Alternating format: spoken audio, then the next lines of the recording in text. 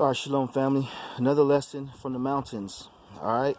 Um, this lesson is going to be quick. I'm going to show you how to get rid of demons from your home. All right. Now, when I was a child, I used to have issues with this because my mother is a Jehovah's Witness, and things used to be flying off the shelf in the house. I didn't know how to get rid of them. I used to tell my mother, "Mom, what's going on here?" She just told me to pray to Jehovah more, and it never worked. It just got worse and worse.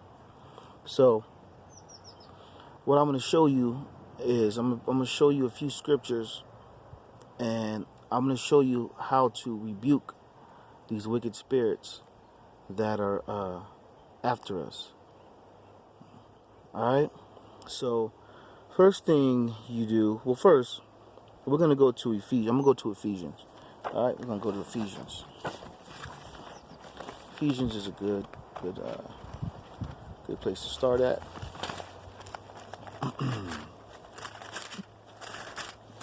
All right. What was that? Ephesians 6. Yeah. So we're going to go to Ephesians 6. I'm going to start at verse 10. All right. Finally, my brethren, be strong in the Lord and in the power of his might. Put on the whole armor of the Most High, that ye may be able to stand against the wiles of the devil. For we wrestle, right? For we wrestle not against flesh and blood, but against principalities, against powers, against the rulers of the darkness of this world, against spiritual wickedness in high places. Wherefore, take unto you the whole armor of the Most High, that ye may be able to withstand in the evil day, and having done all to stand. Stand therefore, having your loins girt about with truth, and having on the breastplate of righteousness, and your feet shod with the preparation of the gospel of peace. Above all, taking the shield of faith, wherewith ye shall be able to quench all the fiery darts of the wicked, and take the helmet of salvation and the sword of the Ruach, which is the word of the Most High. Praying always. That means you stay in prayer every day, every night, when you wake up, when you go to sleep, in the middle of the day, when you're driving. Pray. Stay in prayer.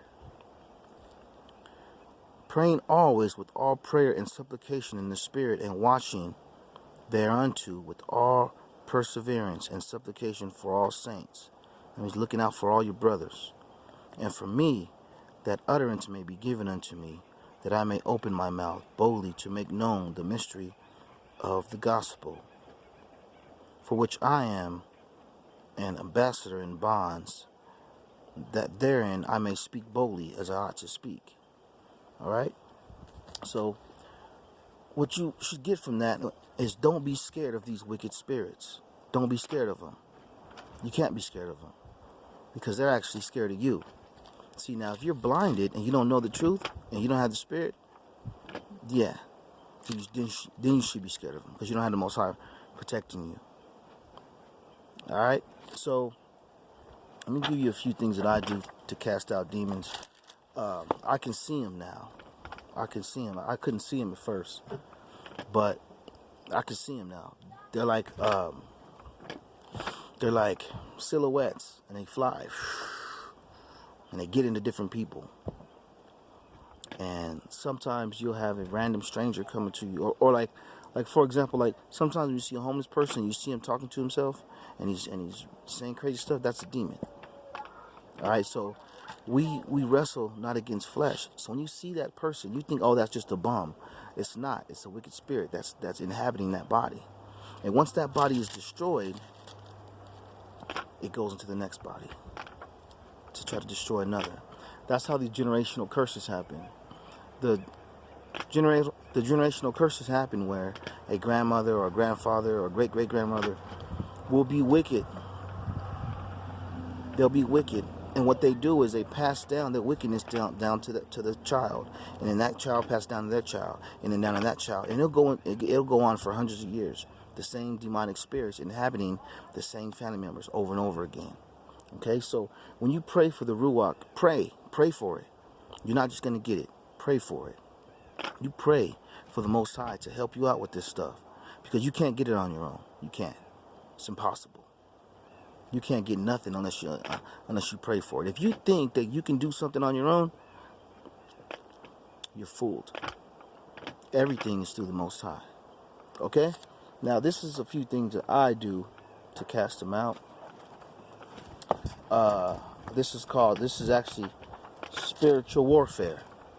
That's what we're in right now. Family is spiritual warfare. Okay? So, whatever you get the chills, see, a lot of people don't understand. See, when you get the chills, like when you're in your house and you get the chills all of a sudden, that's your spirit detecting a demon. A lot of people don't understand that. Your spirit is detecting a demon. And you don't know what that is. You just think, oh, it's cold in here. But really, the Most High, we are spiritual people. Your body has detected a demon. You just don't know it. Okay? This is what you do. Okay? You can tell them, I bind you. I bind you. I rebuke you in the name of Yahusha HaMashiach. Speak of their judgment. They don't like this. When you speak of their judgment, when you tell them, hey, your judgment is near. I will hate to be you. When you tell them stuff like that, they be like, man, we ain't trying to hear that. We leaving. They don't want to hear that type of stuff. All right? Speak of their judgment. Speak of their time is near. You tell them you're not afraid of them. You tell them, I'm not scared of a demon. I'm scared of the Most High. That's what you tell them you're afraid of. You're afraid of. You're afraid of our Elohim. Well, I'm not afraid of a wicked spirit. I'm not afraid of a spirit that's causing trouble. You tell them you're not afraid of them. And you rebuke them. You rebuke the hell out of them. Don't be scared of them. And you got to watch the people who you bring into your home. Watch the people who you bring into your house, because they can have demons on them. My brother came to my house, and I had to cast a demon out of him before I let him come into my house. I shouldn't even let him in. I should have just turned him away. But my love for my family member let him come in. But he had a demon in him, and I knew it. And my wife kept telling me, hey, man, your brother has a demon. And I was like, yeah, I know, but, we're going to play dominoes. But I should listen to my wife. So I told the demon, I said, I rebuke you, demon. I said, I rebuke you. I rebuke you, demon. My brother looks at me. His eyes got really big. And this is how you can tell if someone has a demon in them. Their eyes get really, really big and white. Really, really big and white.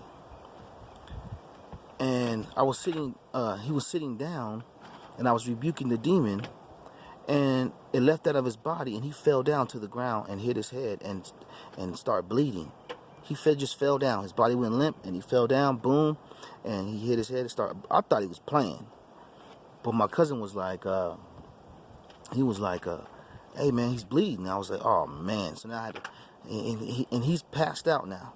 So now I had to pick him up and patch his eye up. I had to get the first aid kit to patch up his eye. All this when he's asleep. He was just awake. But when the demon left out of him, he fell down and hit his head. All right, and then I had to patch up his eye. So the demon had to leave him if it wanted to even be around me inside my house. The demon had to leave him because I'm in the rebuking, and I was attacking the demon that was in him immediately. We couldn't even have a real conversation. I was just getting at him.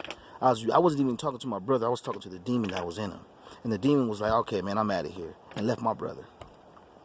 Brought my brother inside my house, laid him on the floor, and then he start coming to. So he spent the night. The demon left. The next day, he didn't know what happened. He didn't know what happened. We still haven't talked about it to this day. Still, we won't even talk about it. All right. So this stuff is real. It's real. All right. We're dealing with spiritual wickedness. All right. Principalities. All right. You can tell them to leave. I tell them to leave my home, but you got to be careful, because if you keep inviting them in, they're not gonna leave. If you watching wicked movies and wicked shows, and you got all types of pornographic material, even if you got a book a book will bring them into your house. A pornographic book will bring them into your home. So you gotta really be cautious. You gotta be looking at everything that comes into your home, even people. You gotta be watching out for that. Okay. And you can tell the demons go to the swine, because in I believe it's what was it? Mark or Matthew, when the Messiah was casting out the legion of demons, and he told him to go to the swine. You can tell him that, or I tell him go to a dog, go to a rat, go to a bird, but you gonna get the hell out of my house. That's what I tell him. Go to anything. I said go to a dog, go to an ant, but you just gonna get the hell out of my house. So you gotta be really, really strong against them. You gotta really have the ruach. You can't be scared. Don't be scared of them. All right. So you just tell them these things, and they'll leave you alone for a while, and then they'll try to come back. They'll call some homies. It's like a gang war. It's a war. You defeat them, because you can't kill them. You can't kill them. Only the Most High could do that. You could just beat them in a battle. You can wound them, beat them in a battle, and then they come back with some homies. And then they come back and get you another way. And you got to be vigilant, because they'll send somebody after you, man. They'll send somebody after you. What happened to me one time, my brother tried to kill me with a knife. And this back when I was doing wickedly. This is about 11 years ago, I think. 10 years ago. 11 years ago, I think. But my brother tried to kill me. He pulled a knife on me. And the night before, I got attacked by demons. And I was scared. See, I was scared then. And this hasn't happened to me ever since then, because I start staying on watch.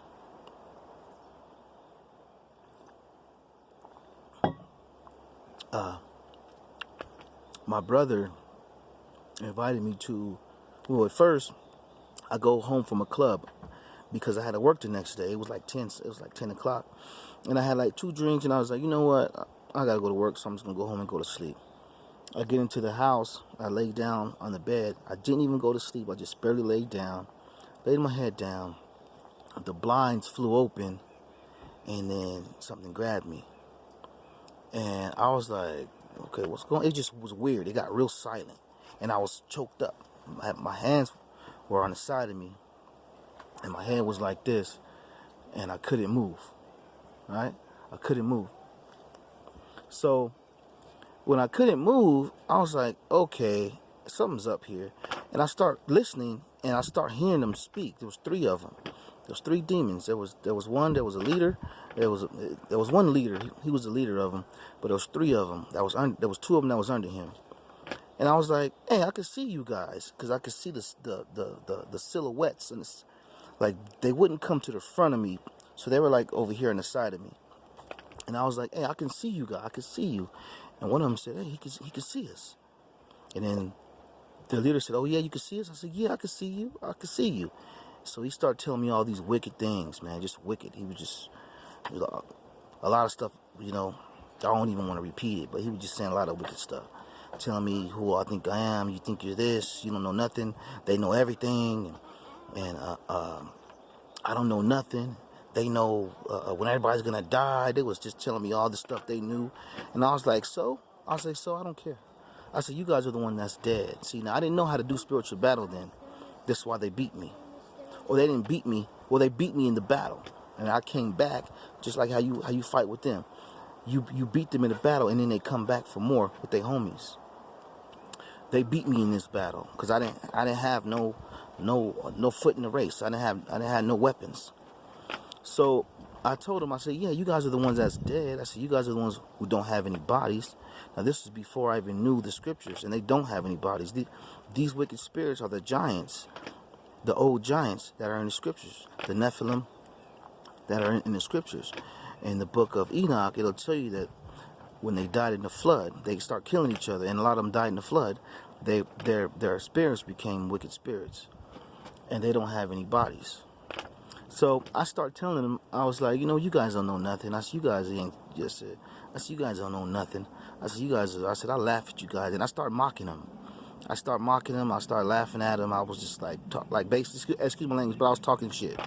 I was talking shit to 3 demons who had me hemmed up.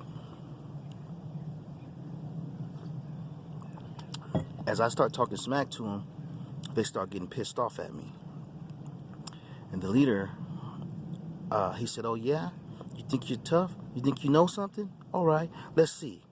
So he started squeezing my neck really, really tight. My neck was just hurting. It hurt so bad. It hurt really bad. So I had to start praying on it because I thought he was going to kill me.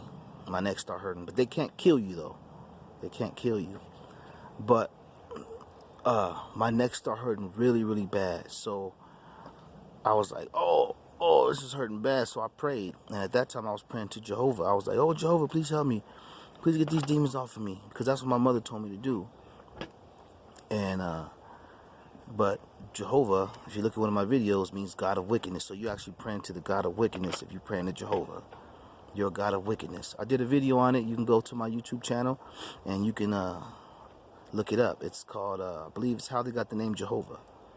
All right? And I'll tell you about that name that I used to pray to. So I prayed to that name and they laughed at me.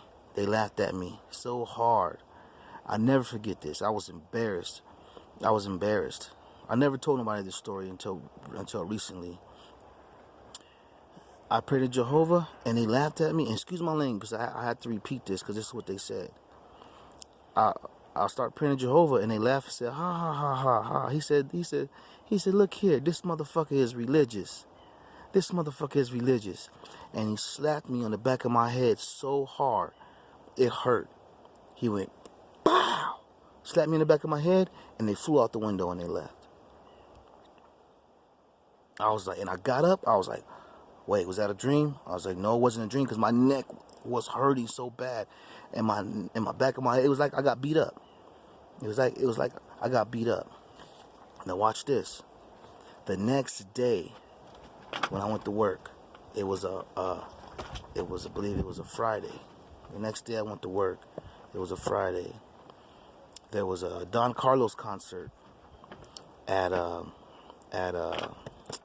what's that club? Or I mean, not a club. It's at the House of Blues. It was a Don Carlos concert at the House of Blues. I had free tickets because I used to work at the FedEx Kinko's downtown, and they used to come in there, and I used to do tickets. So I go to the concert. My brother calls me, hey, Red, why don't you come over and play some dominoes? So I said, bet. I'll go over there and play some dominoes with him. And then I said, I'll go over there after the concert. So I went to the concert, and then I went to my brother's house. Hopped on the trolley, went over to his house, and we playing dominoes. And my other brother is there too. So we over there playing dominoes and stuff. And all of a sudden, he just turns on me. Boom. Hey, man, you doing this, you doing that. And I'm like, what you talking about? I know what you mean. Long story short, he stole on me. He socked me in the mouth. And my little nephews was there. I was just I was confounded. I was confused. I didn't know what happened. How my brother just called me over to play dominoes, and he steals on me. So then I dropped my keys, everything, phone. So then my other brother takes me back home. As I'm getting home, as I go back home, these voices come into my head. Reggie, go get him. Go whip his ass. Go do this. And I'm just like getting riled up. And I'm getting riled up in my room all by myself. Things are telling me in the head. I'm getting riled up to go fight him. So that's what I did. I hopped on my bike. I didn't have a car. Then I hopped on my red line. Drove all the way back over there to go fight my brother. I get over there to go fight him. He pulls. Now, first of all, I shouldn't have went back over there to go fight him. I should never did that. That was demonic presence. That was demonic influence that was telling me to go do these things. So I get over there, and my brother pulls out a butcher knife on me. Pulls out a butcher knife on me and starts chasing me down the street. A big butcher knife, huge, and starts chasing me down the street. And then I was like, what? I'm like, what? I couldn't believe it, because I had a dream when I was a teenager that my brother, that same brother who chased me with the knife, killed my other brother in that same street right there. I had a dream that that same brother who chased me with a butcher knife killed my other brother in the street, stabbed him with a butcher knife. And all this stuff flashed before me as I was running from my brother with the butcher knife. I ran through an alley. I thought he was going to stop, but he still kept chasing after me. So I'm already like a block and a half away in a dark alley with no lights. I ran in a dark alley with no lights, and he chased me in the alley. So I hopped the fence real quick, and I hid in some bushes. I hid in the bushes. I crouch in the bushes, and I get really, really quiet, and I start calling 911. I called 911, and I was like, hey, my brother's trying to kill me. And they're like, where are you at? I said, just track my phone. And then I tell him where I was, off of Bancroft somewhere or something like that. So then I hang up with him because he starts coming. He starts coming, and as he's walking in the alley, it was the same demon that attacked me. It was in my brother, and he was saying just like this, no, motherfucker, where's he at? Oh, I'm gonna kill him. I'm gonna kill him, motherfucker. And I was like this. I was like, oh. I couldn't believe what I was going through. I could not believe it. It was some terrifying time that I went through. My own brother, and he won't even acknowledge that day. He act like it didn't even happen, like it didn't even exist. So as he went past me with the knife, speaking that demon, I'm figuring he's gone. So I come out the bush, and I'm start walking, and all of a sudden he comes out of nowhere with the knife and swings the knife at me, almost cut me in my stomach. I had to jump back like this so it wouldn't cut my stomach open with the butcher knife. I jumped back, turned around, and ran into the street. When I ran into the street, the cops stopped, came out, and pulled their guns on me and said, put your hands up, put your hands up. I was like, holy snap. I was like, I'm the one who called. I put my hands up. I'm the one who called. I'm the one who called. My brother trying to kill me. They was like, put your damn hands up. Put your hands up. We'll shoot you. I was like, holy snap. I couldn't believe what I got myself. This was all by taunting those demons. You see? They led me into a death situation. They set me up to get killed. But the Most High protected me. He made me go through some trials to make me learn a lesson. And I learned a valuable lesson, family. A valuable lesson. If you want to confront these demons or have any foot in the battle, you better pray to the Most High about it. You better make sure the Most High is on your side. If the Most High is not dealing with you, they're gonna run you through the ringer. They're gonna run you through the ringer. And they ran me through the ringer. The Most High just saved me because he probably knew that I was gonna wake up, so he saved me. The cops finally put their guns down, and I told them what happened. They was like, okay, get in the car. They was gonna find my brother. They went to go look for him. I didn't want him to go to jail, but he ended up going to jail for like freaking a year or two over that. But he didn't get charged with nothing. The lawyers kept trying to get me to lie on him so he can go to jail for life. You see? Now at the same time, they're also trying to get my brother. They're trying to get him. They're trying to send him to jail for life now. And I was like, oh, this is not. I could not believe what I was going through. All right, but it happened. All right, so you got to be very, very cautious with these demons and these spirits. You got to stay prayed up. Now, let me tell you a time that happened to me when I was, I think I was like 10 or 11. This is a instance where one of the angels saved me. Now, when I was a child, my brother, who's next to me, he used to beat me up a lot. He used to beat me up. And I used to always try to fight back, but I could never beat him up. So I told myself, one day when I get older, I'm going to beat the crap out of him, which I did, you know. But one day, we were playing a game called Tecmo Bowl.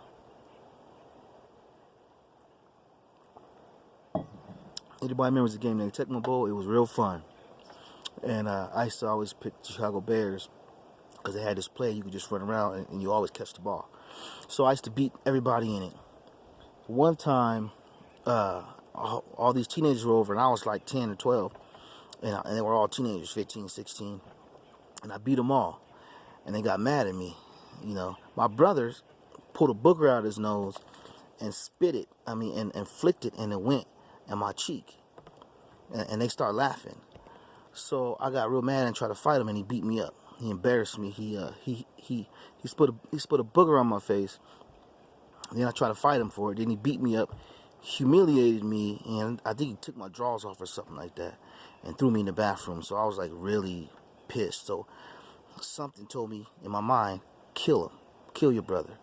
That was a demon. That house had demons in it. So there was demonic spirits in that house. So I said in my mind that I was going to kill my brother. I was going to kill him. So what I did after that, I went to the kitchen. Now this was like 4 o'clock in the afternoon. I went to the kitchen and I went and got a knife and I put it inside the bathroom under the sink, and we went to sleep. I was going to kill him. I was going to take the knife out and I was going to stab my brother in his face. Yeah. So when nighttime rolled around, I go, my brother's asleep. I go in the bathroom to get the knife. I go get the knife, and I get it, and I'm tiptoeing like in the movies to go stab him in his face, and something froze me. I got froze like this with the knife in my hand, and it said, "Reggie, what are you doing?" And I said, "I'm gonna kill my brother." And it said, "You gonna kill your brother?" And I said, "Yeah." It said, "Why are you gonna kill your brother?" I said, "Because he spit a booger on my face and he beat me up." And it said, "Don't you love your brother?" And I said, "Yeah, I love him." It said, in a nice voice, it said, "Then why are you gonna kill him then?" And I thought about it, and I was like, and then it flashed me. And then I seen my future. It just flashed. If you're in the future. And it was a horrible life. I was in and out of homes. I was in and out of prison. I didn't have no wife and no kids. It was just a horrible life. I dropped that knife like this. Bing! I dropped the knife. I was like, oh, I don't want no part of that. I don't want no part of that life. And I went to bed. I don't know how the knife got back, or I don't know what happened, but that's how, and I went to bed. See, that was an angel protecting me. That was the Most High sent one of his angels to stop me from ruining my life at 10 years old. So there's good angels too that help you, just with these demons. But the only way, and I was a child. I was in the midst of demons. So the Most High helped me out because he knew I was in the midst of devils, and I was helpless. I was helpless. And the only way that I could be helped is that the Most High helped me. Otherwise, I would have been done. That means the Most High was dealing with me at 10 years old. He saved me. And I didn't remember this stuff. I remember this all my life, but now I know exactly what it was. And I say all praise to the Most High for that. And I thank the Most High all the time for not letting me do that, because my life would have been ruined. Just like so many other young brothers that are 10 and 12 and 13, their lives get ruined. Their lives got ruined, but mine didn't. So I thank the Most High for that all the time. All right? So guard yourself with these spiritual preachers that are out here, okay? If you want to get a better understanding of it, you read the book of Enoch, a book called The Watchers. It'll explain to you how they came about and everything and how to deal with them. All right? So I hope you got something out of this, family. All right? All praise to the Most High. I love you all, and stay strong. Shalom.